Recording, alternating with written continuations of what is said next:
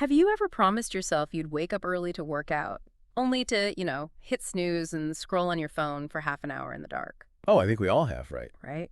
And it makes you wonder, why do some habits stick permanently while others completely fall apart on day two? I mean, you go to bed with the best intentions, feeling like a total superhero. And then morning comes, and all that fiery motivation just vanishes into thin air, it just evaporates. Exactly. It's so frustrating.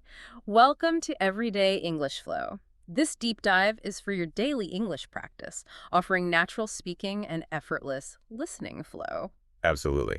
Today, our mission is to learn how to be more disciplined in life, but, and this is key, without that scary military strictness. Right. No punishment here. None at all. Before we begin, there are exactly 5 important points we will master today.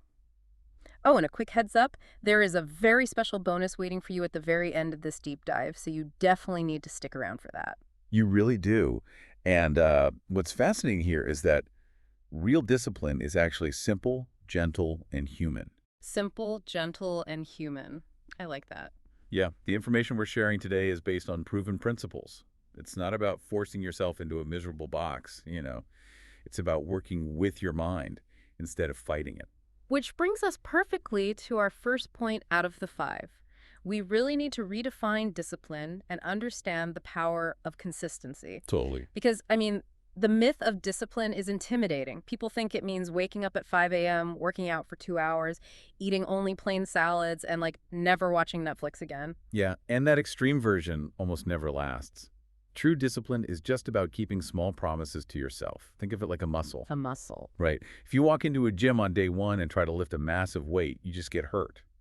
But if you practice lifting small weights, the muscle gets stronger, which, builds self-respect. Okay, let's unpack this. Because for our C1 vocabulary focus, we really need to look at the difference between consistency and intensity. Can we explain that in simple sentences? Sure, let's start with intensity. Intensity means doing something with a lot of force or energy, but usually for a short time. Like cramming for a test. Exactly. A good example sentence would be, he studied with intensity for 1 week, then stopped. He studied with intensity for 1 week, then stopped. Okay, so it burns out quickly. What about consistency? Consistency means doing something regularly without stopping. It's reliable. So an example sentence is, she learned English through consistency, just 15 minutes every day. Just 15 minutes every day. That makes so much sense. And it reminds me of a famous book, Atomic Habits. It is believed by the author that getting just 1% better every day is the real secret. Yes, consistency matters way more than intensity. Starting small, like writing for 2 minutes instead of an hour, is so much easier to do. And then once you start, those 2 minutes often naturally turn into 20 minutes, right? Exactly. The hardest part is just starting. Well, let me push back a little for point number 2. If starting small is so easy, why do some habits stick and others just don't? 2 minutes sounds great, but people still quit. That is a very fair question. And it brings us to the mechanics of habits, or the habit loop. The habit loop, okay. Right. This loop has 3 steps: cue, routine, and reward. Let's focus on that first word, cue, for our vocabulary. C-U-E. A cue is basically a signal or a trigger to start a routine, right? That's it. So a good example to include would be, the alarm clock is my cue to drink a glass of water in the morning. The water is the routine, and feeling fresh is the reward. The alarm clock is my cue to drink a glass of water. Got it. So the brain just runs that loop on autopilot. Exactly. And the strategy here is that you don't need more willpower to change. You just keep the cue and the reward, but you change the action in the middle. Oh, wow. Okay, I have a totally relatable example for this. Yeah. Let's say my cue is stress from work, and the reward I want is feeling calmer. Very common loop. Right, so instead of my usual routine of scrolling on my phone for an hour, I can swap the routine to going for a short walk. Yes. You kept the cue, you kept the reward, you just changed the vehicle. You're being smarter, not just trying harder. Which is such a relief. So, moving to point number 3. Well, if we connect this to the bigger picture, discipline also requires a specific mindset. Specifically, being proactive versus reactive. Oh, those are great C1 words. Let's break those down. What does proactive mean?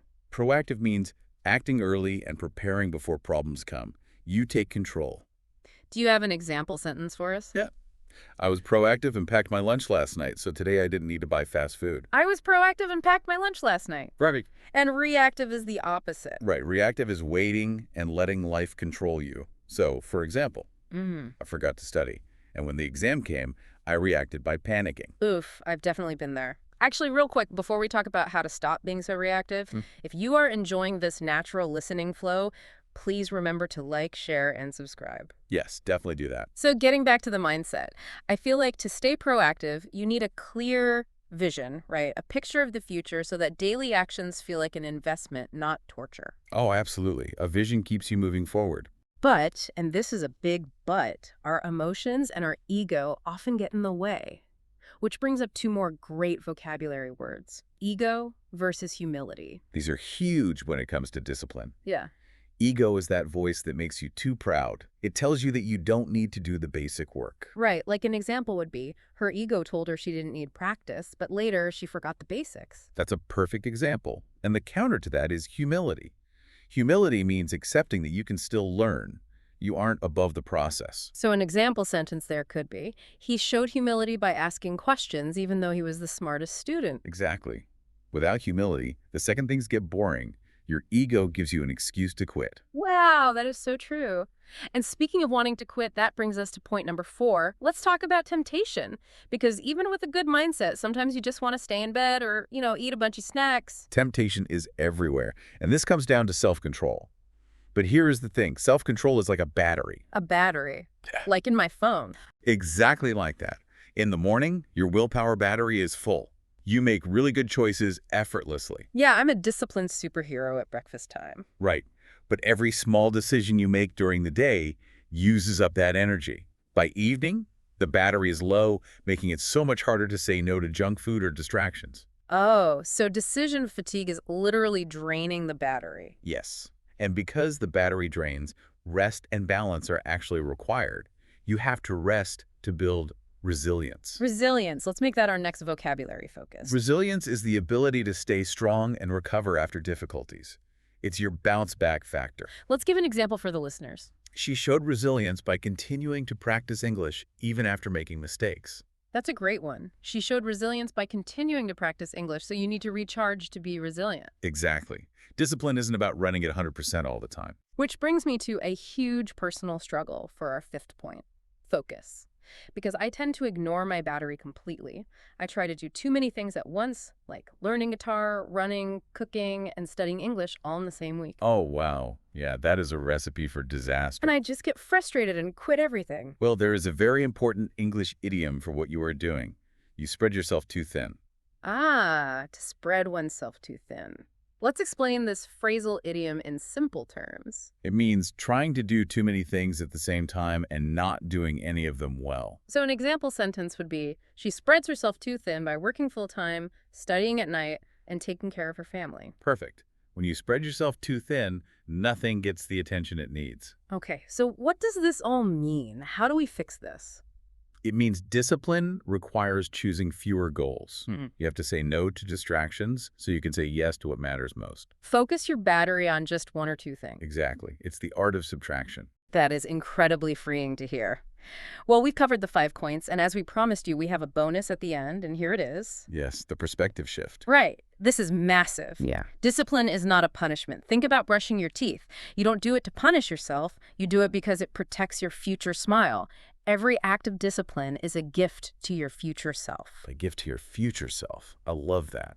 The key takeaway is this: discipline is love in action. It's just about always returning after a failure because you care about yourself. It really is. Now, for everyone listening, we want to test your C1 learning. We learned a great idiom today. What does it mean to spread oneself too thin? Write your answers in the comment section below. Yes, show us your sentences. And while you are down there, if you are dedicated to your daily English practice, write "I stay committed" in the comment box. Don't forget to like, share, and subscribe. And I want to leave everyone with one final thought. If every small act of discipline is a gift to your future self, what is one tiny 2-minute gift you're going to give yourself the moment this deep dive ends?